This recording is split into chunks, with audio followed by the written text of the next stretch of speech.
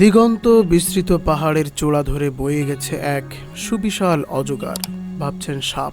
না, এটি হলো the great all of China. এটি কেবল একটি দেয়াল নয়, এটি মানব ইতিহাসের এক মহাকাব্যিক নিদর্শন, চীনের আত্মা এবং দৃঢ়তার প্রতীক। তো চলুন আজকের ভিডিওতে আমরা the great all of China এই সম্পর্কে এর ইতিহাস জেনে আসি। The great all of China এর গল্প শুরু হয় খ্রিস্টপূর্ব 7ম শতাব্দীতে, যখন চীনের বিভিন্ন রাজ্য নিজেদের যাযাবর উপজাতিদের আক্রমণ থেকে রক্ষা করতে ছোট ছোট প্রতিরক্ষার প্রাচীর নির্মাণ শুরু করে। কিন্তু এর সত্যিকারের বিশালত্ব আসে যখন খ্রিস্টপূর্ব 221 সালে কিং শি হুয়াং চীনকে একত্রিত করেন। তার স্বপ্ন ছিল এক অখণ্ড সুরক্ষিত সাম্রাজ্য গড়ে তোলা। তিনি এই বিচ্ছিন্ন প্রাচীরগুলোকে এক দীর্ঘ ও অবিচ্ছিন্ন সামরিক প্রতিরক্ষা ব্যবস্থায় পরিণত করতে আদেশ দেন। উদ্দেশ্য ছিল একটাই, উত্তরের যাযাবর জাতি, বিশেষ করে মঙ্গলদের আক্রমণ থেকে চীনের উর্বর ভূমি ও সভ্যতাকে রক্ষা করা। এটি ছিল এক বিশাল রাজনৈতিক ও সামরিক সিদ্ধান্ত। এই প্রাচীরের নির্মাণ কাজ ছিল অবিশ্বাস্য রকমের কঠিন। হাজার হাজার শ্রমিক, সেনা, কৃষক, বন্দী দিনের পর দিন, বছরের পর বছর ধরে কাজ করেছে এই বিশাল প্রকল্পে।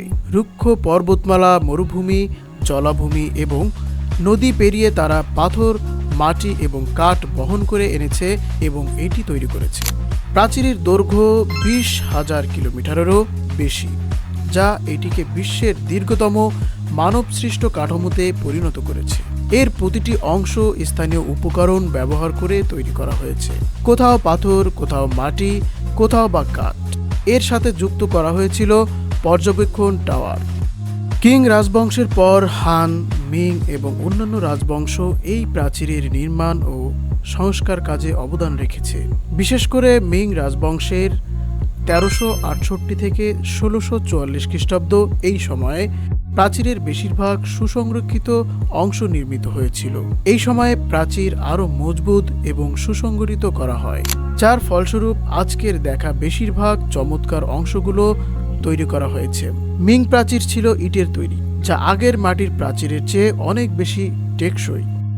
এর প্রাথমিক উদ্দেশ্য ছিল সামরিক প্রতিরক্ষা, কিন্তু এর ভূমিকা ছিল আরও ব্যাপক। এটি সাম্রাজ্যের সীমান্ত চিহ্নিত করত, বাণিজ্য পথ সুরক্ষিত রাখত এবং সংস্কৃতির আদান প্রদানের একটি মাধ্যম হিসাবে কাজ করত। এর পর্যবেক্ষণ টাওয়ারগুলো থেকে ধোঁয়া বা আলোর মাধ্যমে দ্রুত বার্তা আদান প্রদান করা যেত, যা শত্রুদের আক্রমণের পূর্বাভাস বলে দিত।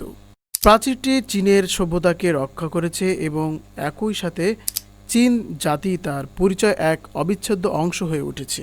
এটি কেবল একটি সামরিক স্থাপনা নয়, এটি চীনা জনগণের অদম্য শক্তি, ধৈর্য এবং সংকল্পের প্রতীক। 1979 সালে ইউনেস্কো গ্রেট অলকে বিশ্ব ঐতিহ্য হিসাবে ঘোষণা করে, যা এর বিশ্বব্যাপী গুরুত্বকে স্বীকৃতি দেয়। আজ এই বিশাল প্রাচীরটি বিশ্বের অন্যতম জনপ্রিয় পর্যটন কেন্দ্র। তো এই ছিল the great all of China এর সংক্ষিপ্ত ইতিহাস। পরবর্তী ভিডিওতে আবারও দেখা হবে। ততক্ষণ সবাই ভালো থাকবেন এবং এই চ্যানেলে নতুন হলে অবশ্যই সাবস্ক্রাইব করে পাশে থাকবেন। আসসালামু আলাইকুম।